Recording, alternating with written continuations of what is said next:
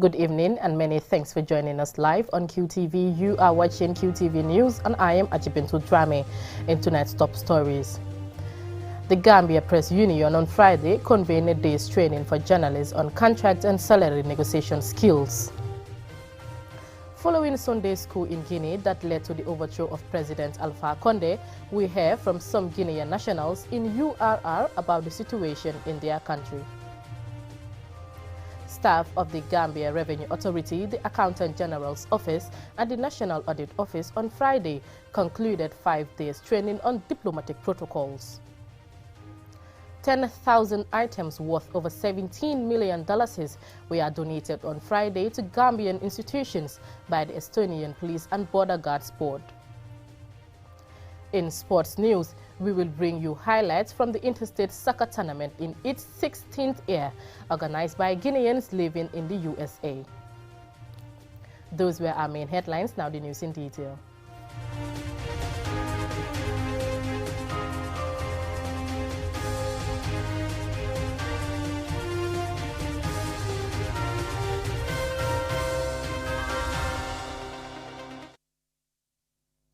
Now, as part of its series of training programs for its members, the Gambia Press Union on Friday convened a day's training for journalists on contract and salary negotiation skills. Aliu Sisi reports. The objective of the training is to ensure media workers know how to negotiate their contracts, salaries, and learn which aspects to consider when signing their contract.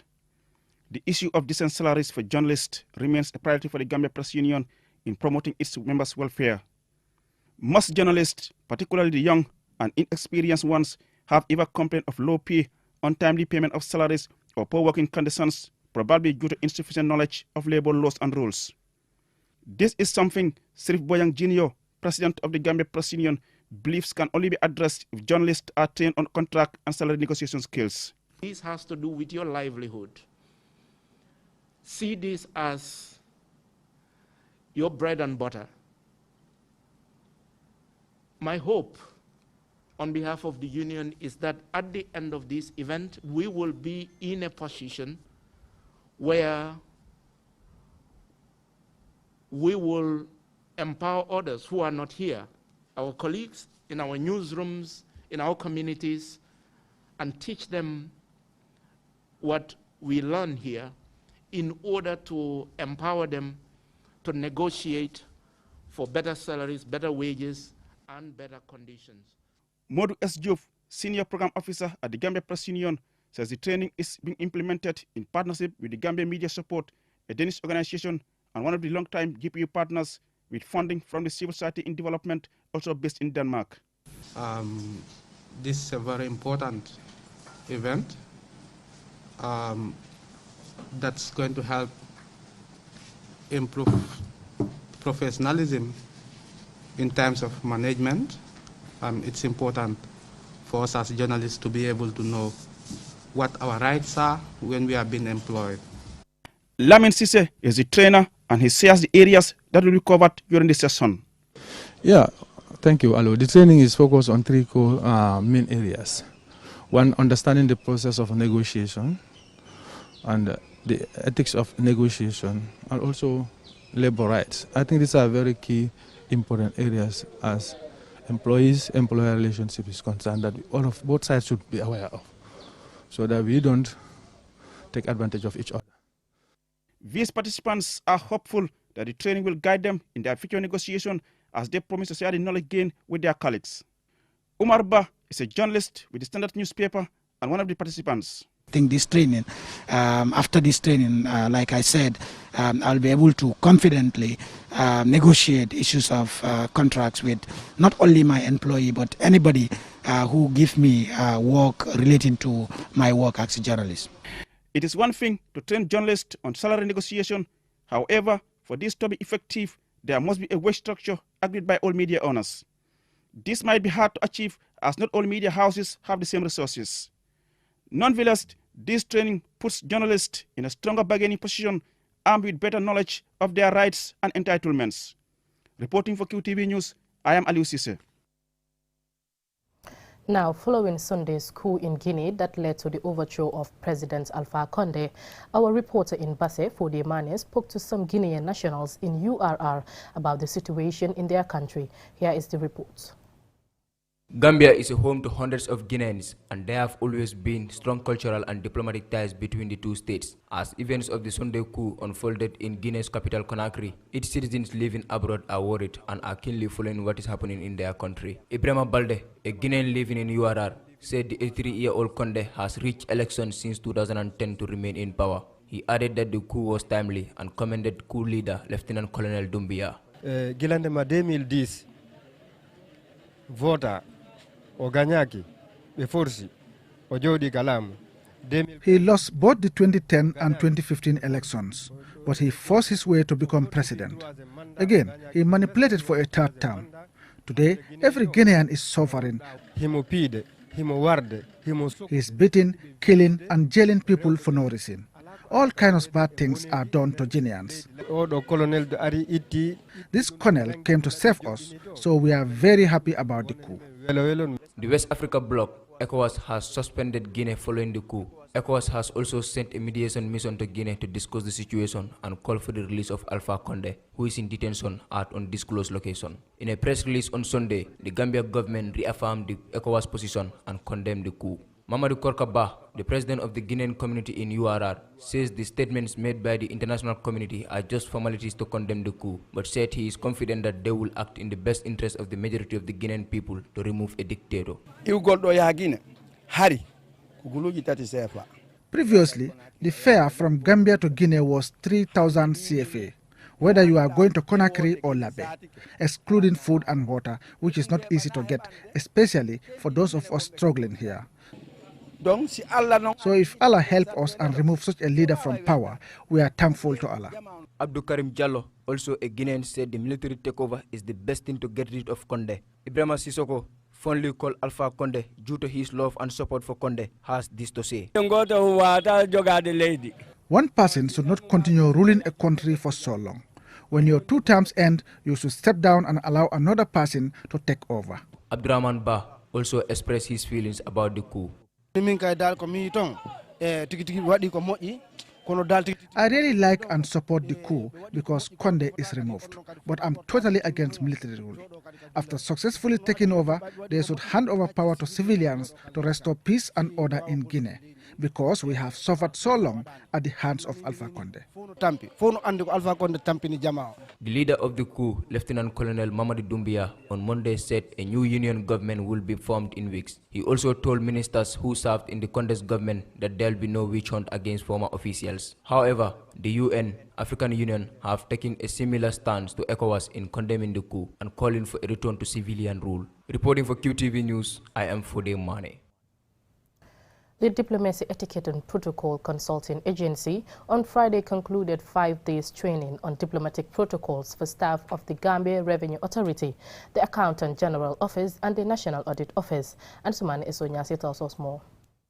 This training was organized to strengthen the capacity of staff of 3 important public institutions, the GRA, National Audit Office and the Accountant General's Office, to institute a culture of diplomacy and strong observance of protocols within the civil service and the entire governance structure.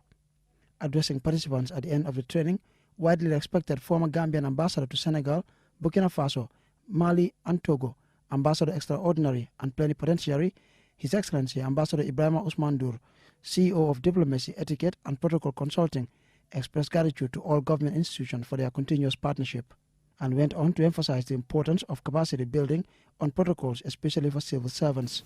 This was to get the participants to share best practices in the execution of their respective duties, particularly in cognizance of the fact that all these 3 institutions respectively interact with the diplomatic world and that they assign their officials to most of the Gambian diplomatic missions abroad. Lamin Jawara and Habib Jara, permanent secretaries for Personal Management Office and Foreign Affairs, respectively, say government recognizes the need to close capacity gaps, dosed the importance of organizing such training, and gave an assurance of government's commitment and partnership.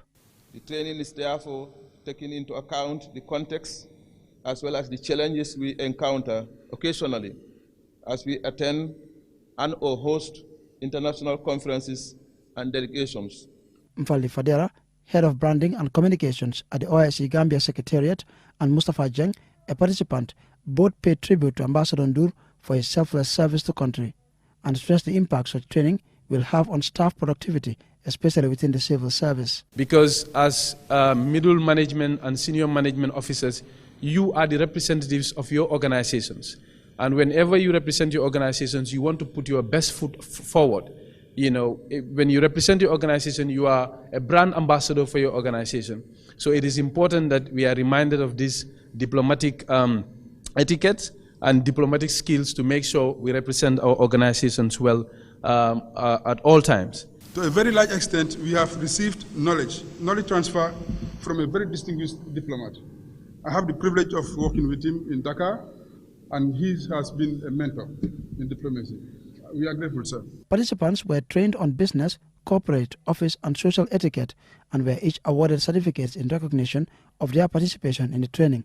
Among those in attendance at Friday's closing ceremony was the Commissioner General of the Gambia Revenue Authority, Yankuba Dabo. Ansumana Sonyasi for QTV News. From that story, we will go for a short commercial break. Still to come, we have more stories, so stay tuned. Looking for the fastest and easiest way to receive money transfers from abroad? Well, QMoney and RIA just made it happen. Now you can receive international money transfer from RIA directly into your QMoney account with no additional cost. Once you receive an SMS alert about your transfer, walk into any QMoney agent across the country to receive your payment for free, or use the money immediately to buy credit, QPower, and other QMoney services. It's fast, safe, and convenient. For more info, call customer care on 133. QMoney, Sinu Calpe. Terms and conditions apply.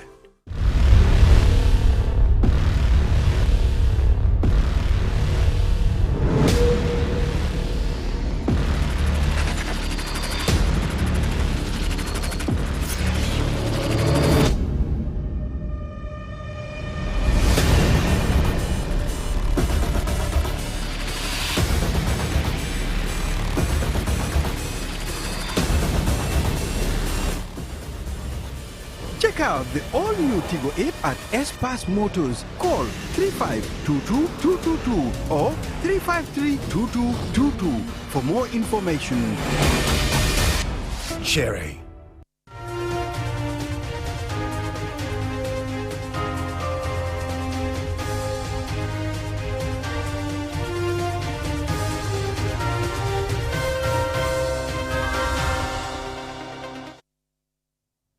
Welcome from that commercial break.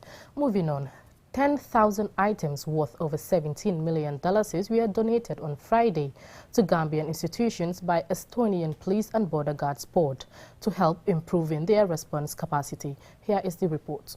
The items are safety vests, outer jackets, trousers, hats, shirts, plain jackets, uniforms and belts, among other valuables.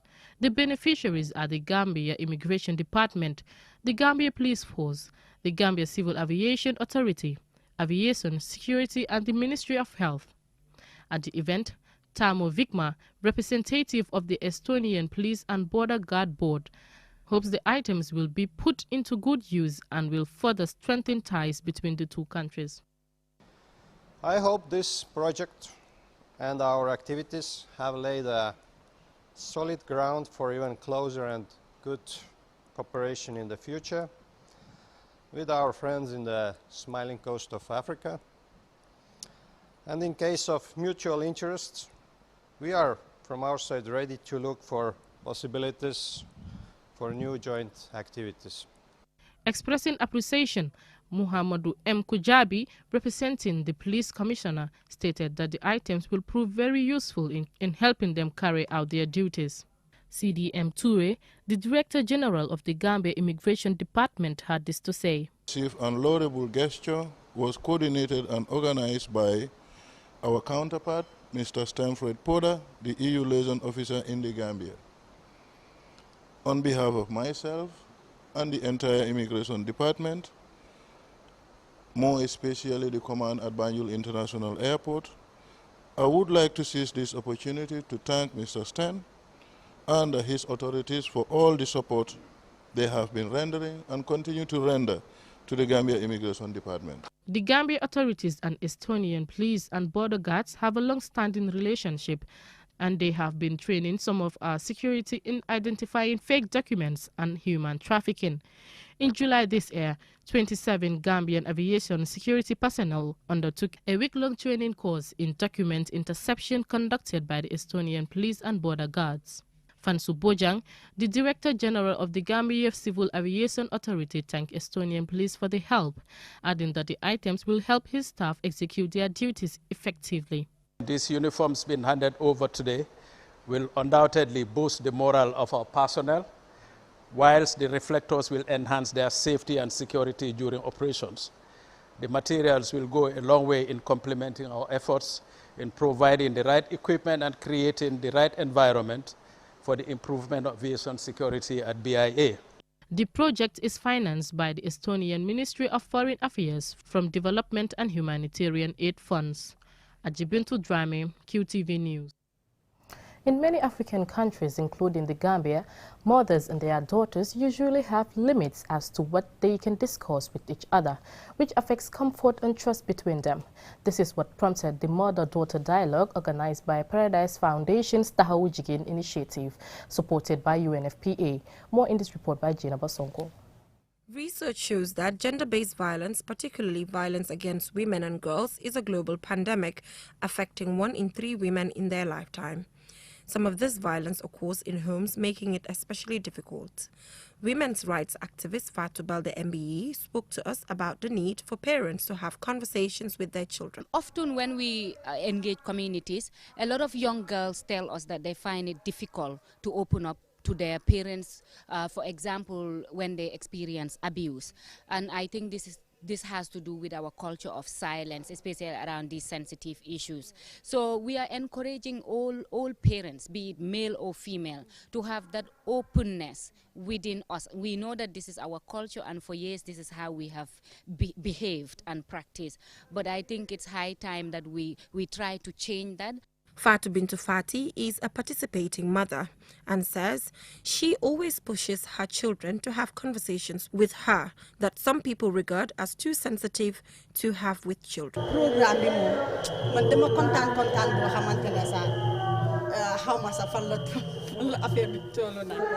I am very happy about this dialogue. Children are raped. They are victims of child marriage and other harmful practices. Child marriage is not good because I am a victim and I'm dealing with the negative effects. A girl child is supposed to be their mother's best friend, so they wouldn't hide anything from you, which can prevent sexual and gender-based violence. As part of the Paradise Foundation's Tahawujigin initiative, they started a program called GEMS Program, a young women and girls leadership program. The program includes career coaching, life skills development, leadership skills, and community volunteering. 20 young women and girls from various schools are currently benefiting. Aisha Balde, the executive director of Paradise Foundation, elaborates. We meet the girls once every week and have sessions with them.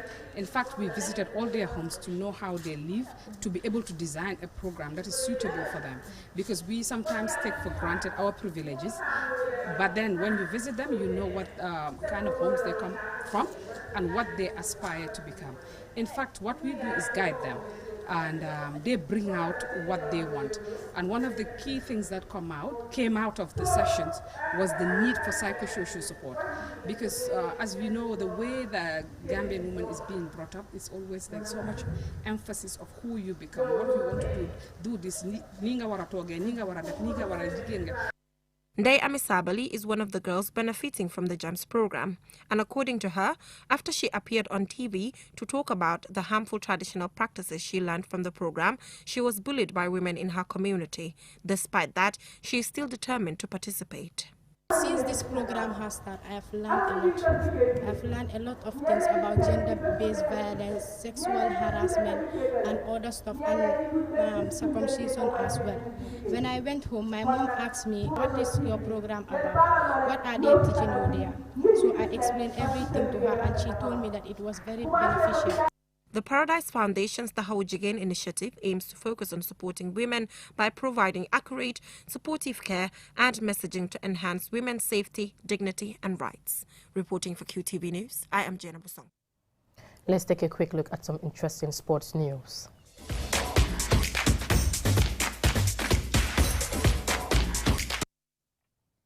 In almost every African country, soccer is the #1 sport.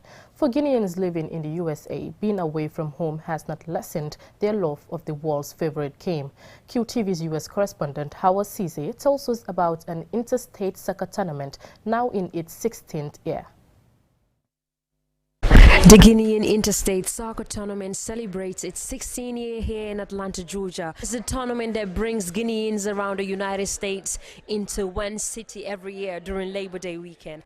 A weekend where they celebrate and unite through a soccer tournament. Last year it was held in Memphis, Tennessee, and this year they're all gathering to where it all started 16 years ago. This soccer tournament, we started 2005.